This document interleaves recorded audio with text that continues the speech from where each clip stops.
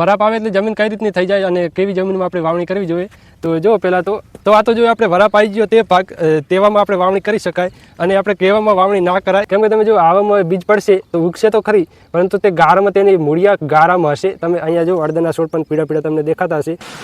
વરાપ કોને કહેવાય? તો ઘણા ખેડૂત મિત્રો આ ભૂલ કરતા હોય છે કે જ્યારે તેમના ખેતરોમાં કાચો વરાપ હોય અને તેઓ વાવણી કરી દેતા હોય છે અને પછી તેમનો મોલ એવો સારો ગ્રોથ થતો નથી અને મોલ પણ એવો ઉત્પાદન આપી શકતો નથી. તો કેમ છો બધા ખેડૂત મિત્રો? તો સ્વાગત છે આજના આ વિડીયોમાં. તો આજની વિડીયોમાં આપણે વરાપ વિશે હું તમને કમ્પ્લીટ માહિતી આપી દઈશ. તો વરાપ કોને કહેવાય? તો પહેલાં તો વરાપની તમને હું સિમ્પલ વાક્ય આપી દઉં તો કે જ્યારે આપણા ખેતરોમાં ખૂબ વરસાદ થયો હોય, ખેતરોમાં પાણી ભરાઈ ગયા હોય અને પછીનો ટાઈમ એટલે કે જ્યારે આપણા ખેતરોમાં જે પાણી ભરાણું તે સુકાઈ જાય, કમ્પ્લીટ જમીનમાં રિચાર્જ થઈ જાય અને જ્યારે આપણા ખેતરોમાં ટ્રેક્ટર કમ્પ્લીટ ચાલે એવું થઈ જાય એટલે કે ના તો જમીનમાં વધારે ભેજ કે ના તો વધારે સૂકી જાય, તો તે ટાઈમ જે હોય તેને આપણે વરાપ કહી શકીએ. તો વાક્યમાં તો તમે તે રીતનું જાણ્યું, પરંતુ આપણે વરાપ આપણા ખેતરમાં આવ્યો છે કે નહીં તે કેવી રીતે ચેક કરી શકીએ? તો જો આપણે જે ભાગમાં એરંડા કરવાના છે તે ભાગમાં હું આવી ગયો છું અને આ વખતે આપણે બે રાઉન્ડમાં વરસાદ થયા છે એટલે બે વાર ખેતરો ભરાણા છે એટલે વરાપ આવતા થોડોક ટાઈમ લાગેલો છે.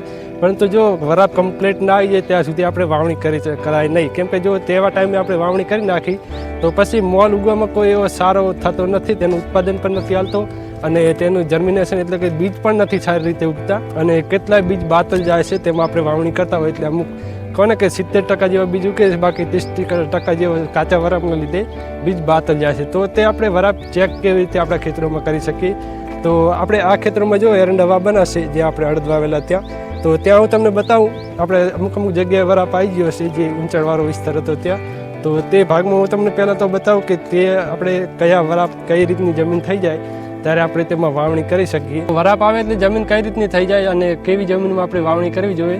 તો જો પહેલાં તો આ આપણે ઊંચાણવાળો જે ટેમ્બાવાળો વિસ્તાર છે તે ભાગમાં હું છું અને અહીંયા આપણે જો પહેલાં તો હું ખાડો કરું અને તમે ઉપરલી તોર જુઓ, તમે સુકાઈ ગઈ છે કમ્પ્લીટ અને અંદર જુઓ તમે અંદર થોડો ભેજ હશે એટલે કે વધારે નહીં અને ઓછો પણ નહીં. તો આ જગ્યાએ તમે જો આમ ખાડો કરી અને જેટલી ઊંડાણમાં આપણે ખેડ કરવાની છે તેટલો ઊંડો આપણે ખાડો કરી દેવાનો અને પછી આ રીતની તમે જો આ રીતની માટી લેવાની અને આમાં તમારે ચેક કરવાનું કે વધારે ભેજ તો નથી ને. કેમ કે જો ભેજમાં આપણે વાવણી કરાય નહીં.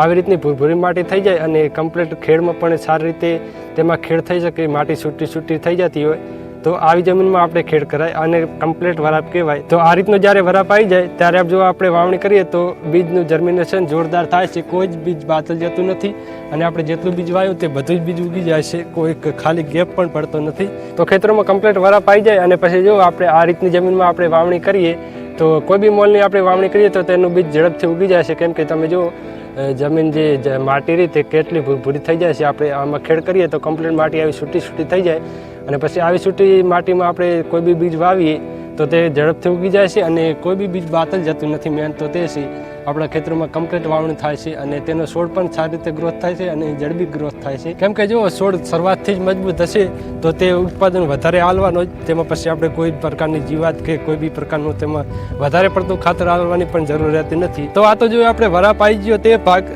તેવામાં આપણે વાવણી કરી શકાય અને આપણે કેવામાં વાવણી ના કરાય, કેવા વરાપ કેવી જમીન હોય ત્યારે તેમાં આપણે વાવણી ના કરાય. તો હું તમને તે પણ બતાવું. આપણે જે નીચાણવાળો ભાગ છે, જે ઊંચાણવાળા ભાગ તરફથી પાણી બધું રડી અને આ જગ્યાએ ભેગું થાય છે, તો ત્યાં હજી આપણે વરાપ આવ્યો નથી એટલે હજી સુધી આપણે એરંડા વાવ્યા નથી.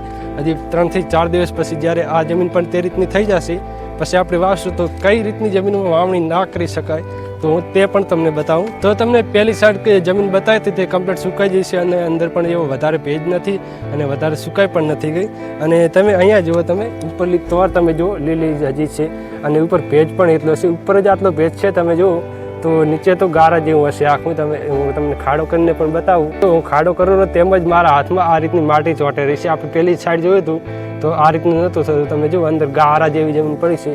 હું તમને હજી માટે થોડુંક ખોદીને બતાવું તો તમે જુઓ આ રીતની માટી થઈ રહી છે અને વધારે દબાવવાથી અંદરથી પાણી નીકળેલું છે. ગારા જેવી જમીન છે એકદમ. તમે જુઓ તો આવી જમીનમાં આપણે વાવણી ના કરાય. આવી જમીનમાં જો આપણે વાવણી કરીએ તો થાય શું કે જો આવામાં બીજ પડે આવા ગારા જેવી જમીનમાં તો તે બીજ ઝડપથી ઉગવાનું જ નથી અને અમુક બીજ એવું આવે તો તે ઉગી પણ ના શકે.